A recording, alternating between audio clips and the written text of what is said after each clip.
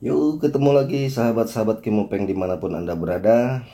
Semoga selalu sehat, tetap semangat, dan tetap berpikiran positif. Dan jangan lupa untuk selalu berdoa kepada diri kita, kepada orang-orang di sekitar kita, dan kepada bangsa kita. Semoga kita selalu diberi kesehatan, keselamatan, dan kebahagiaan.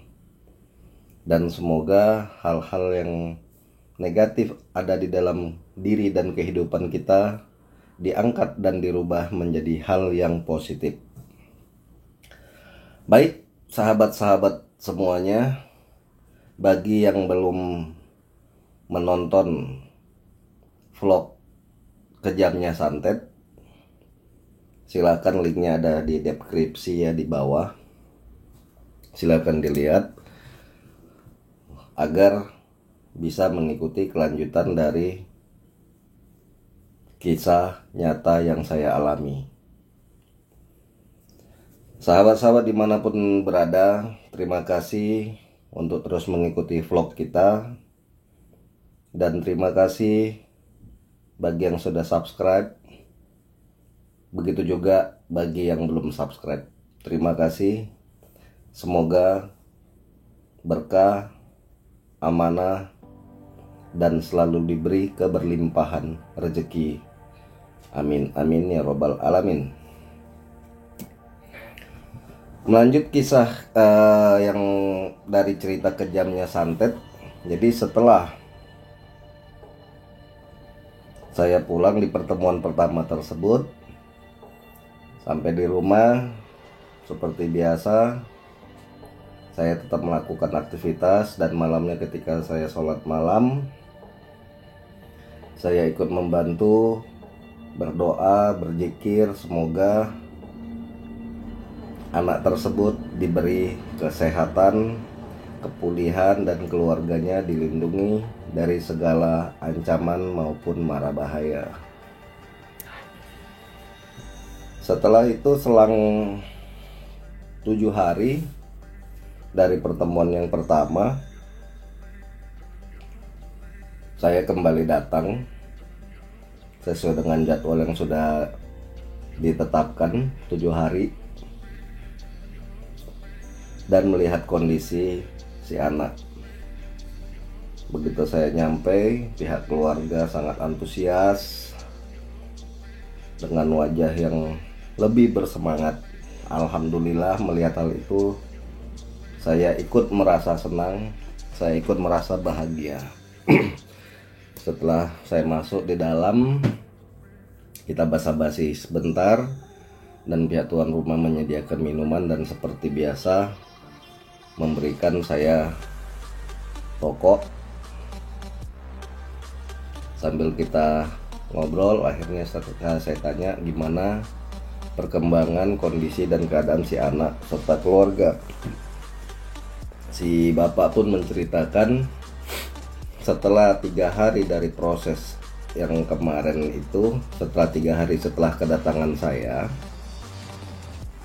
alhamdulillah BAB si kecil sudah mulai bisa, alhamdulillah.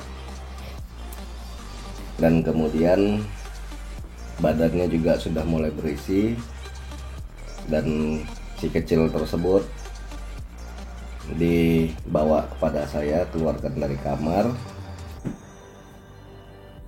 Saya lupa ceritakan di pertemuan pertama itu, awal pertama si kecil takut-takut. Nah, pertemuan kedua si kecil sudah mulai bisa beradaptasi dengan saya. Jadi setelah itu saya lihat kondisinya, dan terus terang saya selalu, insya Allah selalu berzikir. Pada saat itu saya coba alirkan energi ke dalam perutnya agar bisa lebih mempercepat proses penyembuhan dan si anak memiliki fisik yang lebih kuat. Jadi teman-teman dan sahabat-sahabat Kimupeng dimanapun berada, sekedar catatan, sesungguhnya Kimupeng sama seperti manusia pada umumnya, tidak memiliki kemampuan apapun. kisah nyata yang saya ceritakan baik di vlog-vlog sebelumnya itu merupakan kisah sesungguhnya. Bukan berarti saya memiliki kemampuan apapun, tidak. Semua itu atas izin dan ridho Allah. Makanya kenapa nama saya Ki Mupeng, karena hobinya masih muka pengen. Ya seperti itu. Jadi jangan ada yang punya ekspektasi, wah Ki Mupeng begini-gini. Enggak, saya sama seperti sahabat-sahabat semua. Dan mungkin ketika ada yang curhat kepada saya, konsultasi kepada saya, ataupun ketika saya melakukan pengobatan, apabila itu kesembuhan, itu datangnya semua dari Allah, bukan dari saya. Jadi seperti itu.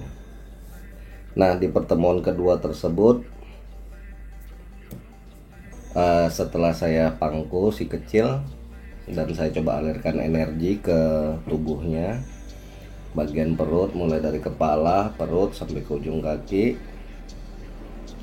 jujur masih terasa unsur negatif atau gaibnya.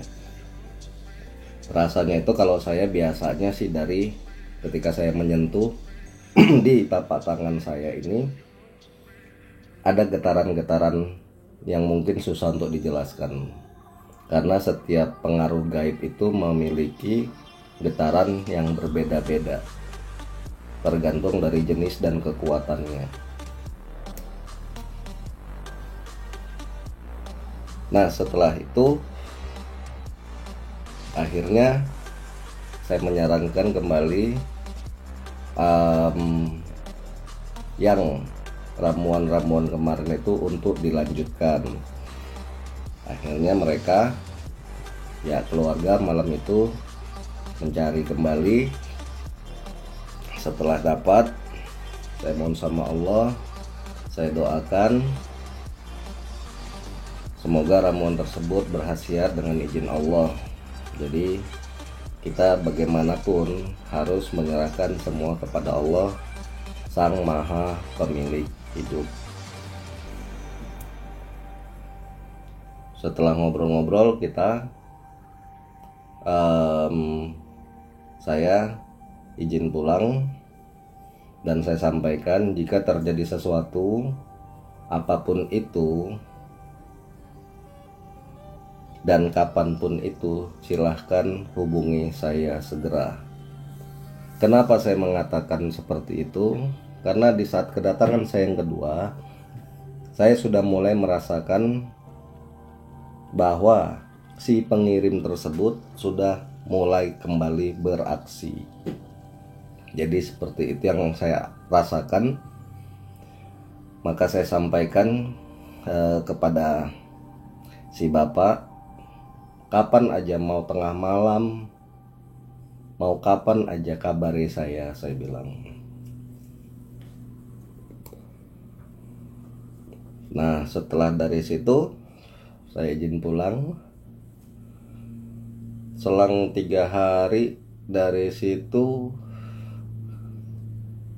saya mulai merasakan badan saya tidak enak. Jadi yang saya rasakan pertama, badan seperti orang mau demam, tapi bukan demam. Saya cuma berserah diri sama Allah. Saya tidak melakukan apapun kecuali saya serahkan, ya Allah, kalau memang ini dari mereka yang memiliki niat jahat, tolong dikembalikan. Saya hanya berdoa seperti itu. Jadi terus dari 3 hari itu rasa tubuh saya ini sudah mulai agak berbeda. Saya masih bisa tahan.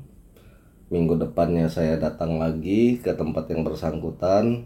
Alhamdulillah, terus progresnya itu jauh lebih baik. Si kecil itu sampai dengan berjalan 1,5 bulan. Jadi mulai dari sekitar 10 hari start dari saya mulai proses pengobatan, sampai dengan 10 hari gangguan ke saya mulai datang, sampai dengan 1,5 bulan. Jadi terus mereka nge-push saya dari pihak yang kurang ajar itu. Dan di 1,5 bulan itu tangan saya, kaki saya itu suka bergetar tiba-tiba. Jadi kayak seperti orang Parkinson ya, tiba-tiba suka getar-getar gini. Terus kaki juga begitu, misalnya saya tapakkan kaki gitu, rasanya kayak ada yang nyucuk-nyucuk, tapi hanya separuh, jadi dari cuman bagian sebelah kanan. Saya cueki, saya hanya perkuat zikir saya, dan tetap rutinitas ke tempat si kecil itu seminggu sekali.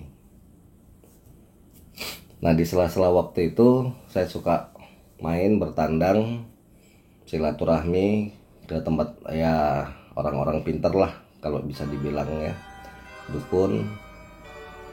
Hanya sekedar ngobrol-ngobrol, tukar pandangan, intinya silaturahim. Jadi ada satu orang pintar di daerah situ, itu sudah sangat akrab dengan saya. Dia punya sistem trance, jadi seperti kesurupan. Ketika dia mau ngobatin orang, dia sistem kesurupan. Dan beberapa tahun yang lalu beliau sudah dipanggil oleh Allah. Semoga segala amal ibadahnya diterima dan dilapangkan kuburnya. Nah, kembali lagi ke cerita. Ketika saya sowan berkunjung, saya manggilnya Uwa karena memang sudah berumur. Saya suka iseng orangnya. Jadi ketika berkunjung terus saya bilang, "Wak, tolonglah panggilin salah satu khodam dari Wak itu kan. Sebutlah namanya.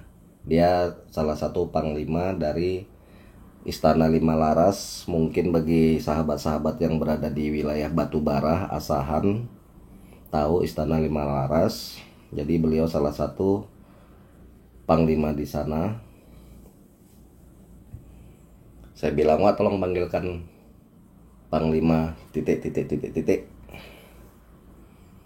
Untuk apa?" Dibilang gitu. "Enggak, kangen aja," saya bilang gitu. Akhirnya di ruang praktek beliau mulai proses pemanggilan. Datang si datuk tersebut sampai uluk salam pada saya. Begitu melihat saya kembali, dia langsung bertanya, "Kamu sudah mengalami seperti itu, kenapa kamu diamkan?" Jadi saya bilang, "Ngalamin apa tuh?" Saya bilang, "Itu badan kamu ada yang mau ngerjai. Targetnya kamu mau dibuat mati." Jadi seperti itu. Terus saya bilang, "Udah biarin aja tuh," saya bilang, "urusan mati urusan Allah, bukan urusan kita manusia. Ya syukur, alhamdulillah badan kamu masih diberi kekuatan dan perlindungan. Kalau orang biasa pada umumnya itu tidak lebih daripada seminggu, mulai dari lumpuh, maksimal 2 minggu pasti sudah hilang nyawanya." Saya jujur kaget, karena memang saya tidak begitu terlalu merasakan ya. Getaran-getaran itu hanya paling cuma seperti Parkinson, kaki dibuat mata itu agak susah. Dan saya juga tahu itu perbuatan orang melalui media jin, tapi saya cuekin. Jadi datuk tersebut ingin menyembuhkan saya. Saya bilang, "Udah tuh biarin aja," saya bilang gitu. Saya pengen tahu juga sampai di mana mereka ingin menyakiti orang lain. Lebih bagus mereka menyakiti saya daripada menyakiti anak kecil tersebut. "Ya sudah, kalau memang itu maumu," dibilang si datuk, "perbanyak dan perkuat zikirmu dan ibadahmu." "Ya tuh, terima kasih. Ada lagi nggak tuh yang mau disampaikan?" "Hati-hati, mereka setiap hari terus menambah power supaya kamu bisa tumbang."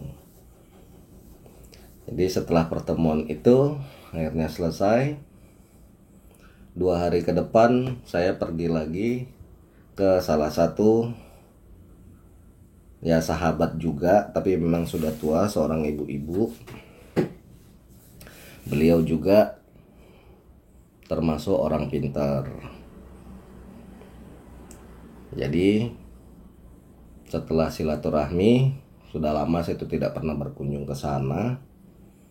Begitu ketemu ngobrol-ngobrol, wah kemana aja? Nah, udah lama nggak pernah kemari. Biasa bu, sibuk, saya bilang gitu. Ibu-ibu tersebut pada waktu itu usianya mungkin sudah 65 ke atas ya. Nah, di sela-sela ngobrol tersebut, kembali ibu tersebut juga mengatakan, "Nak, kenapa badan kamu kok panas terasa gitu?" "Panas gimana bu?" saya bilang. Beda, dia bilang gitu. Terus dia pejamkan mata sebentar, terus dia kaget dan mengatakan hal yang sama seperti datuk tersebut mengatakan. Jadi terus saya sampaikan, "Ya bu, kemarin saya juga ada sowan, ada silaturahmi ke tempat si Wa," saya bilang gitu. Jadi si Dato juga mengatakan hal yang sama. "Nah terus kenapa kamu diamkan?" "Udah biarin aja bu," saya bilang. Nah singkat cerita, akhirnya setelah selesai silaturahmi segala macam, saya kembali pulang. Dan saya seperti biasa tidak melakukan apapun perlawanan kepada mereka-mereka. Sehingga mungkin dari pihak si dukun tersebut penasaran karena saya alhamdulillah masih diberi kesehatan, walaupun ini tangan masih gede, kadang suka tiba-tiba gitu. Jadi ketika mau merokok gitu tiba-tiba gini. Nah yang berbahaya ketika memang naik sepeda motor atau mengendarai mobil. Tapi alhamdulillah saya masih diberi perlindungan, saya masih diberi kesehatan. Sampai lebih kurang 2 bulanan dari awal saya mulai mengadakan pengobatan terhadap si anak, getarannya semakin kuat saya rasa. Begitu getarannya makin kuat, akhirnya tengah malam saya coba mohon sama Allah, sholat sunnah 2 rakaat, mohon petunjuk apa yang harus saya lakukan. Nah selesai sholat tersebut, saya disuruh untuk membersihkan diri. Ya sudah, malam itu langsung saya bersihkan semuanya. Setelah itu istirahat, tidur. Begitu bangun subuh, alhamdulillah badan segar. Nah si bayi yang saya proses untuk pengobatan tersebut dengan izin Allah, mulai perlahan-lahan perutnya sudah agak kempis, agak ya, bukan kempis tapi agak, jadi mulai agak kelihatan normal. Nah setelah saya membersihkan tubuh, 2 hari setelah itu jadwal saya untuk berkunjung ke tempat si anak itu. Setelah itu 2 hari ke depan saya berkunjung, saya melihat kondisinya, dan bahan-bahan yang di awal saya sampaikan itu sudah tidak dipergunakan lagi. Saya lebih banyak mempergunakan media air putih. Jadi air putih yang kita doakan, ya itulah media yang saya gunakan. Nah saya datang, saya melihat kondisinya alhamdulillah sudah sangat-sangat jauh, dan pihak keluarganya sangat senang. Setelah melihat itu, kembali saya prosesi air putih. Jadi setiap dia tergantung sih ya sahabat-sahabat semua, proses yang saya lakukan tergantung dari apa yang ada di dalam diri saya menyampaikan. Jadi misalnya saya mengatakan ini air putih untuk 7 hari, ya sudah 7 hari gitu. Jadi sebelum 7 hari sebisa mungkin itu konfirmasi ke saya, ini sudah mau 7 hari. Biasanya konfirmasi itu untuk melakukan proses pengobatan jarak jauh. Jadi kadang ada air itu bisa untuk 1 bulan dengan catatan nggak boleh habis, begitu tinggal sedikit diisi, dan seterusnya dan seterusnya. Nah, setelah itu saya proses kembali air yang baru. Berhubung karena badan saya sudah kembali bersih, saya coba tingkatkan power lebih kurang 30% supaya bisa menggebrak pihak dukun yang di sana. Bukan bermaksud menantang, tidak. Saya hanya ingin supaya para dukun tersebut menyadari kesalahannya, menyadari bahwa jalan yang ditempuh itu salah. Jadi setelah saya doakan dan saya gunakan power lebih kurang 30%, setelah itu sebagian saya buat untuk membersihkan rumah, sebagian lagi untuk si kecil. Nah, malam itu saya pulang. Setelah saya kunjungan yang kesekian kali, malam itu saya pulang tuh bulan kedua ya, masuk bulan 2 bulanan lebih gitu. Jadi prosesnya agak panjang. Begitu saya pulang selesai, selang 3 hari dari kunjungan saya yang terakhir, ini belum jadwalnya sebenarnya nggak berkunjung, karena saya berkunjung setiap 7 hari sekali. Jadi 3 hari setelah itu, sehabis maghrib atau sebelum maghrib, sehabis maghrib ya, sehabis maghrib menjelang isya, tiba-tiba saya lagi di tempat adik sepupu saya. Anak dari bapak tersebut, salah satu anak dari bapak tersebut tiba-tiba datang dan mengatakan kepada saya bahwa tadi sore ibunya itu melihat seekor monyet lompat mulai dari belakang rumah, dari satu pohon ke pohon yang lain sampai di depan rumah. Kemudian ibu tersebut melihat mata monyet tersebut merah. Dan catatan untuk sahabat-sahabat semua, di wilayah tersebut tidak pernah ada monyet selama sekian puluh tahun. Jadi karena memang perumahan penduduk, jadi nggak pernah ada monyet. Jadi setelah ibu itu melihat mata monyet tersebut merah, memandang ke ibu tersebut, terus lompat hilang. Jadi si anak tersebut datang memberikan informasi kepada saya agar saya bisa ke rumahnya karena si bapak memanggil saya. Nah, jujur pada waktu itu kondisi saya masih kotor.